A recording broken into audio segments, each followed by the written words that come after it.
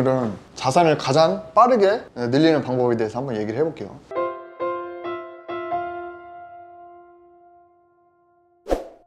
자산이 뭐죠? 돈? 또?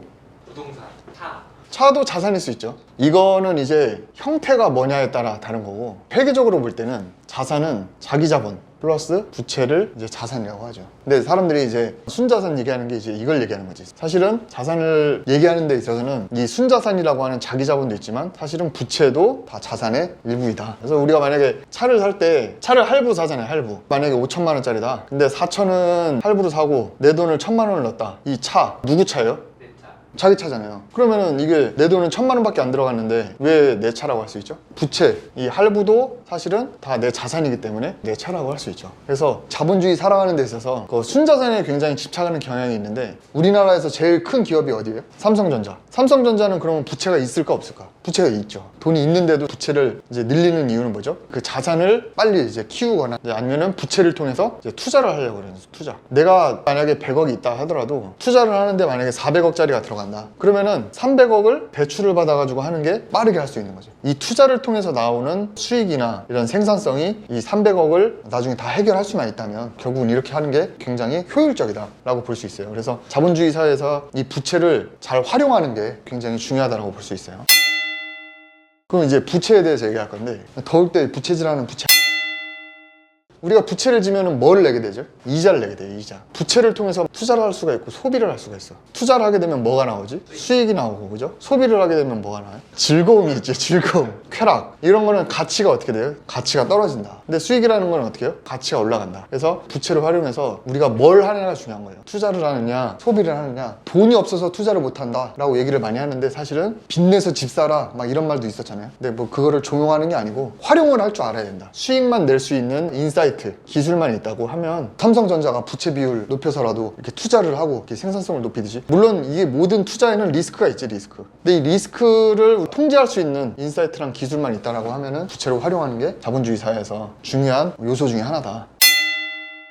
그래서 자산을 가장 빨리 늘리는 방법은 대출 받는 게 제일 빨리 늘리는 거예요. 이 자기 자본을 늘리려면 어떻게 해야 돼요? 돈을 벌어야 돼요. 돈을 버는 방법은 근로소득이 있고, 그죠? 사업소득이 있고, 뭐 자본소득 이런 게 있잖아요. 그죠? 이걸로만 돈을 번다고 생각을 하면은 사실 자본주의를 활용하지 못하는 거다. 리스크는 없고 정직하게 살 수는 있는데 눈을 굴리는 데 있어서는 힘들 수가 있지. 그래서 가장 빨리 자산을 늘리는 방법은 부채를 늘리는 방법인데, 이 부채를 늘리는 가장 대표적인 방법이 뭐지?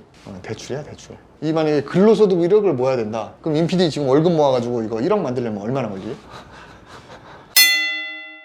근데 부채 만약에 1억을 대출받는다 그러면 얼마나 걸려요? 뭐 일주일이면 되잖아. 이게 자산 늘리는데 제일 개꿀이다. 이거에 대해서 굉장히 거부할 수도 있어. 아, 저거 완전 적폐네, 뭔 소리 하는 거야, 약간 그럴 수도 있는데, 한번 얘기를 들어볼게요. 여기 집이 있어. 여기 세입자가 살고 있어. 이 세입자가 전세보증금일 4억을 줬어. 그럼 이 4억이라는 돈은 누구한테 있는 거지? 집주인한테 갖고 있는 거잖아요. 그럼 이 4억이라는 돈은 세입자 돈이에요? 집주인 돈이에요? 세입자 돈. 세입자 돈이에요? 자, 그런데 여기 은행이 있어. 얘가 얘한테 신용대출로 1억 빌려주고 전세자금 대출로 3억을 빌려줬어. 세입자는 이 4억을 집주인한테 줄 거를 다 은행한테 빌려서 준 거야. 그럼 이 세입자는 은행한테 뭘 주죠? 이자를 주지. 다시 물어볼게. 4억이 누구 돈이에요? 집주인. 집주인 돈이야? 바뀌었어 갑자기? 아니, 그러면 아까 세입자 돈이라고 그랬잖아. 이 세입자는 그 돈이 어디서 났지? 은행에서 났지. 궁극적으로 보면 누구 돈인 거야? 은행 돈일 수 있잖아. 아니, 그게 아니고 세입자가 빌렸으면 세입자 돈이지. 그만큼 이자를 주잖아. 그러면 이 돈은 주인한테 줬지. 그럼 주인은 얘한테 뭘 주지? 집을 주잖아. 돈을 빌려주고 집을 사용하게 해주고 돈을 빌려주고 이자를 내는 거잖아. 그러면 내가 집주인이 이 4억을 가지고 마음대로 썼어. 그럼 망하면은 얘만 손해 아니냐 라고 할 수 있는데, 이거는 다 세입자 입장에서만 생각을 하는 거야. 그럼 막말로 세입자가 망했어. 이거 이자를 못 내. 누가 손해야? 은행이 손해잖아. 뭐든지 누구나 다 리스크라는 건 있고, 이 세입자가 만약에 교통사고 나서 죽었어. 그럼 얘가 돈을 못 받아. 뭐 그럴 수도 있는 거잖아요. 근데 여기에 투자사, 이 투자사가 은행한테 예금을 10억을 넣은 거야. 그 은행은 그 10억 중에 4억을 얘한테 빌려준 거야. 결국 이 돈은 또 누구 돈이야? 투자사 돈이냐?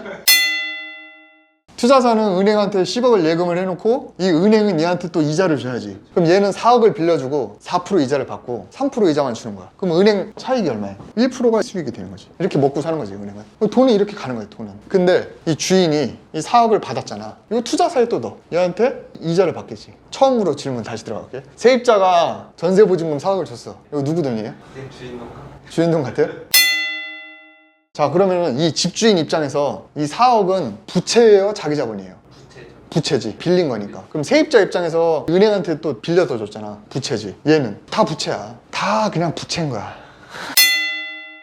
근데 봐. 이 집주인이 4억을 가지고 투자사에다가 투자하겠다는 의사결정. 이 의사결정은 누가 한 거죠? 집주인이 한 거야. 이 세입자가 1억이랑 3억을 빌려가지고 이 집에 사용을 하겠다라고 의사결정을 누가 한 거죠? 세입자가 한 거예요, 의사결정을. 그래서 그 돈이 누구 돈이냐라고 했을 때 그 돈을 가지고 의사결정할 수 있는 사람, 그 사람의 돈인 거지. 그러니까 여러분들이 이 보증금 받은 돈이 누구 돈이라고 했을 때 어찌 보면 세입자 돈일 수도 있을 것 같지만 그 돈은 얘한테는 부채지만 부채도 뭐다? 자산이다.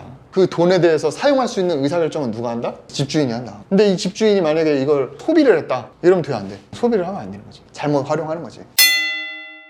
그래서 여러분들이 자산을 가장 빠르게 늘리기 위해서는 부채를 활용해서 그 자산이라고 생각하고 거기에 대한 의사결정을 어떻게 하느냐가 중요한 거지. 아, 나는 다 모아가지고 적금 들어가지고 2억 모아서 그걸로만 해야지. 이제 그런 거는 사실은 조금 깨부실 필요가 있다.